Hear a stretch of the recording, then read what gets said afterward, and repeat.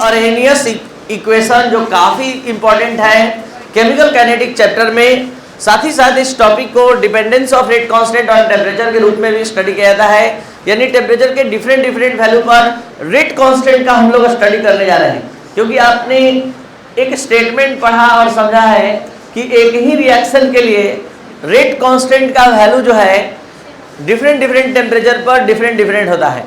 एक ही रिएक्शन के लिए डिफरेंट टेम्परेचर पर रेट कांस्टेंट का वैल्यू डिफरेंट होता है, ये आपने पढ़ा है। आज प्रूफ करेंगे अरहेनियस इक्वेशन के माध्यम से। तो चलते हैं अरहेनियस इक्वेशन को समझने। क्या है अरहेनियस इक्वेशन? स्टार्ट करने से पहले यहाँ कुछ कॉन्सेप्ट दिया गया है जो पीछे के सारे कॉन्सेप्ट से रिलेटेड है, रेट ऑफ रिएक्शन से रिलेटेड है। पहला स्टेटमेंट कर रहा है कि अकॉर्डिंग टू कोलिजन थ्योरी के अनुसार rate of reaction is directly proportional to number of fraction of effective collision between reactant molecules. यानी रेट ऑफ रिएक्शन जो है दो चीज के डायरेक्टली प्रोपोर्शनल होता है। ध्यान से यहाँ समझेंगे, क्लास के स्टार्टिंग में ही ज्यादा कॉन्सेप्ट से भरा पड़ा है, ये पूरा समझना जरूरी है। तो रेट ऑफ रिएक्शन दो चीज के डायरेक्टली प्रोपोर्शनल होता है। पहला number of fraction of effective collision between reactant molecules, ये पहला, और दूसरा वही rate of reaction rate constant के डायरेक्टली प्रोपोर्शनल होता है, जो आपने कहाँ पढ़ा था याद है? कैरेक्टरिस्टिक ऑफ रेट कांस्टेंट में। तो वहां पर आपने फर्स्ट स्टेटमेंट पढ़ा था, the value of rate constant depends upon the value of rate of reaction depends upon rate constant.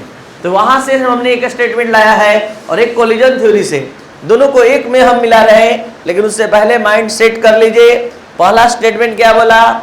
Rate of reaction directly proportional to number of fraction of effective collision between reactant molecule, और दूसरा statement क्या बोला कि rate of reaction directly proportional to rate constant.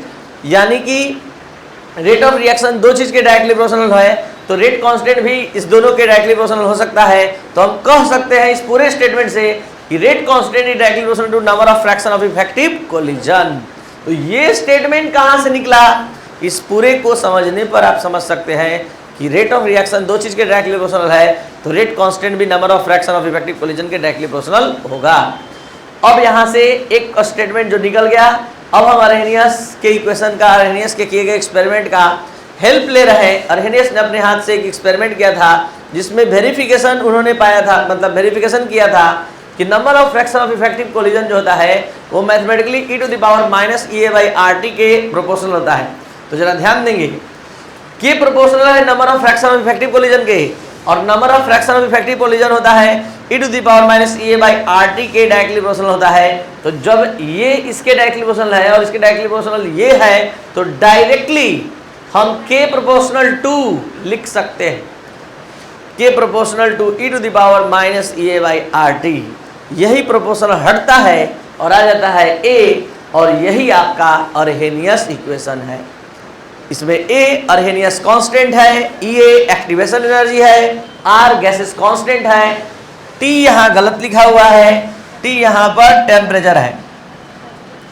तो T यहाँ temperature है और temperature का T आप अच्छे से जानते हैं क्या होता है? कैपिटल होता है। स्मॉल t टाइम होता है।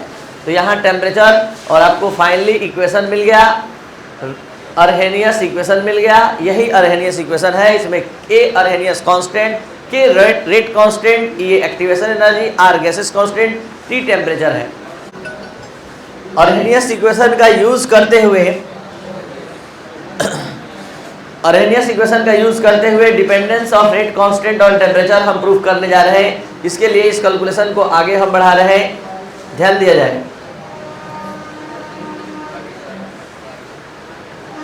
टेकिंग लॉग बोथ साइड, दोनों तरफ लॉग लेने पर, तो दोनों तरफ हमने लॉग लिया, तो लॉग इधर इस साइड भी हमने लिया, इस साइड भी लॉग और इस साइड भी। तो जरा ध्यान दिया जाए, आप लोग मैथ में एक फॉर्मूला पढ़े हैं, क्या पढ़े हैं बताइए? log m × n इक्वल क्या होता है? log m plus log n। log m का रूल कौन निभा रहा है? A, और n का रूल कौन निभा रहा है? e⁻−EA/RT। एकदम अच्छे से समझते चलिए सिस्टमेटिक वे में। log m plus log n हो गया, log m × n को हमने तोड़ दिया इस फॉर्म में। अब आगे बढ़ रहे हैं हम।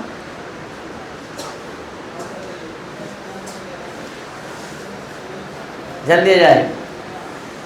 अब log m पर पावर n, log m पर पावर n तो क्या हो जाएगा n log m, और आप अच्छे से जानते हैं log e base e equal क्या होता है 1, तो इसका वैल्यू क्या हो जाएगा 1 हो जाएगा, और ये हो जाएगा केवल minus EA by RT, minus EA by RT, और इसका मान क्या हो जाएगा 1 हो जाएगा। अभी भी बेस इसका छुटा हुआ है, यहाँ पे बेस क्या होगा E, बेस E चल रहा है।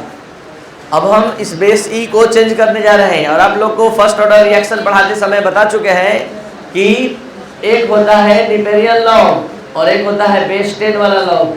न्यूपेरियन लॉग बड़ा होता है, अगर लॉग बेस 10 लाना होता है तो उसमें कितना से मल्टीप्लाई करते हैं, तो हम इसका बेस चेंज कर रहे हैं, लॉग बेस 10 हो गया, ठीक है, लॉग बेस 10 हो गया। तो यहाँ पर देख लीजिए 2.303 आ गया, यहाँ भी आ गया। अब हम यहाँ पर एक स्टेप कम लिख दिए हैं, आप चाहें तो इसको एक्सप्लेन करके लिख सकते हैं, दोनों तरफ मतलब नेपेरियन लॉग हटाकर सदा सिंपल लॉग ले लिए बेस 10 वाला। तो यहाँ पर देखिए एक स्टेप और आपके समझने के लिए लिखा जा रहा है। अब बोलिए, हम लिख रहे हैं 2.303 लॉग बेस 10 के, बोलिए यहाँ पर अभी क्या होगा 2.303 log base 10a minus EA by RT, ठीक है, EA बाई RT, यही हो गया। अब हम यहाँ 2.303 कॉमन लेना चाहते हैं, आप ही बताइए क्या हम इसमें कॉमन ले सकते हैं, नहीं, लेकिन ले सकते हैं। यहाँ क्या करेंगे डिवाइड में लिख देंगे, तो यहाँ पर 2.303 छुटा हुआ है, ठीक है, और यहाँ पर देख सकते हैं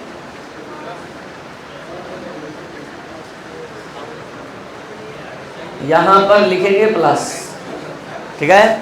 तो अब इसके बाद आगे बढ़ रहे हैं, देखिए अब ये देखिए यहाँ समझ गए 2.303 कैसे आया, 2.303 कॉमन लिया गया है, ये कट गया, और फाइनल इक्वेशन हमको रेट कांस्टेंट का मिल गया।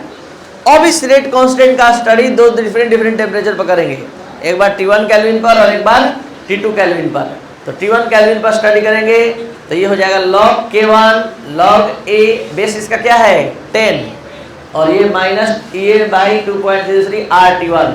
यहाँ T1 केल्विन पर टेम्परेचर पर स्टडी हो रहा है, तो ये log K1 हो गया और ये T1 हो गया। ये T2 केल्विन पर दो बार ये इक्वेशन आया, इक्वेशन 6 में से इक्वेशन 5 को घटाने जा रहे हैं, इक्वेशन 6 माइनस 5। तो ये देखिए log लेफ्ट हैंड साइड को लेफ्ट हैंड साइड से और राइट हैंड साइड को राइट हैंड साइड से, ठीक से बैठिए, और ये हो गया K2 minus log K2 minus log K1, तो क्या हो जाएगा log K2 बाई K1, और ये हो गया यहाँ पर देखिए ये कैंसिल हो जाएगा, log A कैंसिल, और जरा ध्यान दीजिए ये माइनस में है और ये गलत लिखा हुआ है, ये जब माइनस जब हटेगा ब्रैकेट तो ये प्लस में हो जाएगा। तो यहाँ पर ये आपका प्लस में है, तो ये आगे आ गया, ये पीछे चला गया, तो आगे इसको लाते हुए इसको पीछे लिखते हुए और ये दोनों कैंसिल करते हुए आपको ये स्टेप लिखना है। तो इसमें क्या कॉमन करने लायक है, ये कॉमन हो जाएगा, ये कॉमन हो जाएगा, R कॉमन हो जाएगा, कर लिए तो 1/T1 माइनस 1/T2, और अब एलसीएम लिए T1 T2 माइनस T1, यही आपका रेट कांस्टेंट का टेम्परेचर पर डिपेंडेंसी दिखाते हुए तैयार किया गया इक्वेशन है। अब एक बार शुरू से अंत तक आप सभी स्टूडेंट फिर से समझने जा रहे हैं ताकि एकदम फ्रेश कॉन्सेप्ट आपको मिल पाए। ध्यान से देखा जाए शुरू से 2 मिनट में। पहला statement, according to collision theory rate of reaction is directly proportional to number of fraction of effective collision between reactant molecules, और दूसरा statement rate of reaction is directly proportional to rate constant. तो इस दोनों को एक में सम्मिलित करें तो rate constant directly proportional to number of fraction of effective collision. Arrhenius के द्वारा number of fraction of effective collision को डिटरमाइन किया गया e⁻⁻⁴ के। अब हम इसका मान उठाकर रख दिए यहाँ पर, तो यहाँ मान रखे तो देखिए k proportional to e⁻⁻⁴, proportional हटते ही कांस्टेंट आ गया a, और यही आपका अर्हेनियस इक्वेशन है जिसमें E एक्टिवेशन एनर्जी है, k रेट कांस्टेंट है और a जो है अर्हेनियस कांस्टेंट है। दोनों तरफ हमने लॉग लिया, log m इंटू n पर इसको हमने तोड़ा log n plus log n, यहाँ पर log m पर पावर n अप्लाई हुआ n log m, और इसके बाद हमने 2.3 बेस को चेंज किया, log base e से log base 10 लाया और उसके बाद यहाँ पर सभी स्टूडेंट ध्यान देंगे 2.303 यहाँ छुटा हुआ है जो लिख लेंगे और उसके बाद 2.303 कट गया log के ये फाइनल इक्वेशन आया। इस इक्वेशन का स्टडी दो बार हमने किया, एक बार T1 केल्विन टेम्परेचर पर, एक बार T2 पर, और इक्वेशन 5 और 6 रेडी होगा। अब 6 में से 5 को घटाएं, लेफ्ट हैंड साइड को लेफ्ट हैंड साइड से घटाएंगे log K2 minus log K1 और इसमें इसको पहले लाएंगे और माइनस ये लिखेंगे तो ये आपका कैंसिल हो जाएगा। देखिए ये कैंसिल हो गया, ये गलत लिखा हुआ है, ये प्लस आपको लिखना है, प्लस में है तो ये आ जाएगा आगे और ये आ जाएगा पीछे और जब कॉमन करेंगे तो 1/T1 माइनस 1/T2 प्राप्त होगा और तब जाकर यहाँ पर फाइनल इक्वेशन आपका प्राप्त हुआ। तो ये है dependence of rate constant on temperature. अगर आपको ये पूरा समझ में अच्छे से आया तो आप इस चैनल को शेयर और सब्सक्राइब करें। Thank you.